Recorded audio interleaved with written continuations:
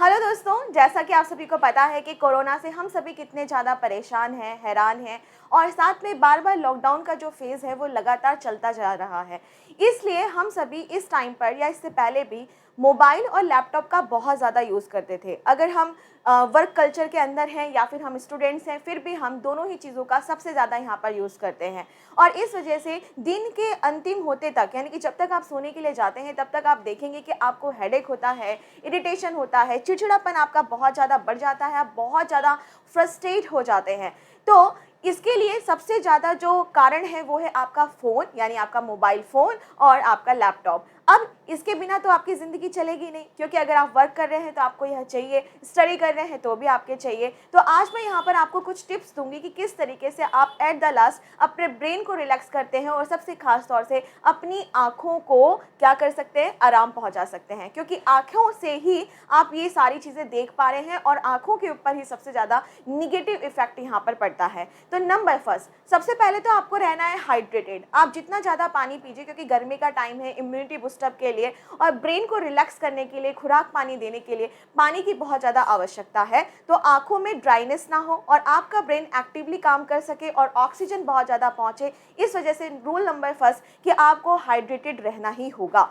Second बात कि जब आप कभी भी रूम के अंदर पढ़ रहे हैं तो आपका जो उस टाइम पे रूम का जो लाइटिंग है, ब्राइटनेस है, उससे आपका जो डिवाइस होता है, यानी मोबाइल या फिर लैपटॉप, उसका ब्राइटनेस आप थोड़ा सा कम करके रखें, जिससे आँखों को थोड़ा आराम मिलेगा। रूल नंबर 3, अगर आप हाथ में लेकर के पढ़ते हैं या फिर आप हाथ में लेकर के कोई भी क्लास कर रहे हैं, तो यह ध्यान रखिएगा कि आपका जो लैपटॉप होता है और आपका जो फ़ोन होता है उसको आप लोग स्टैंड पर रखें। कहाँ पर रखें? एक स्टैंड में रखें, ठीक है। इसके बाद आप लोग को ध्यान यह भी रखना है कि स्टैंड में रखा है तो वह आपकी आँखों से 30 सेंटीमीटर की दूरी में होना ही चाहिए।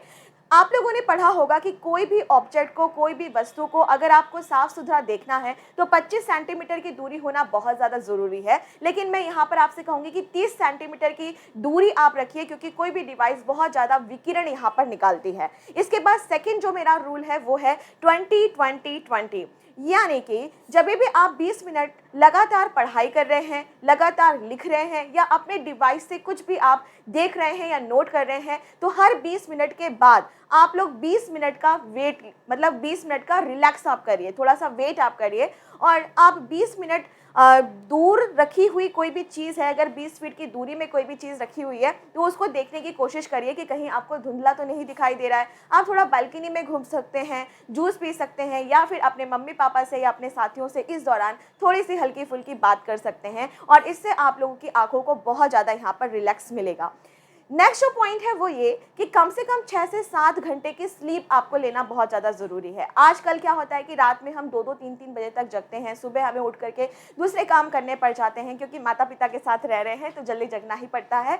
तो यह कोशिश करिए कि आप एक साथ कम से कम 6 to 7 आवर्स की नींद ले सकें। ऐसा नहीं है कि आपने 4 घंटे रात को सो लिए और 2 घंटे दिन में सो लिए, नहीं, लगातार आपको यहाँ पर 6 से 7 घंटे का नींद लेना बहुत ज़्यादा ज़रूरी है। और जो सबसे लास्ट पॉइंट है कि आँखों को बार बार वॉश करिए, ठंडे पानी से वॉश करिए, बहुत आराम मिलेगा।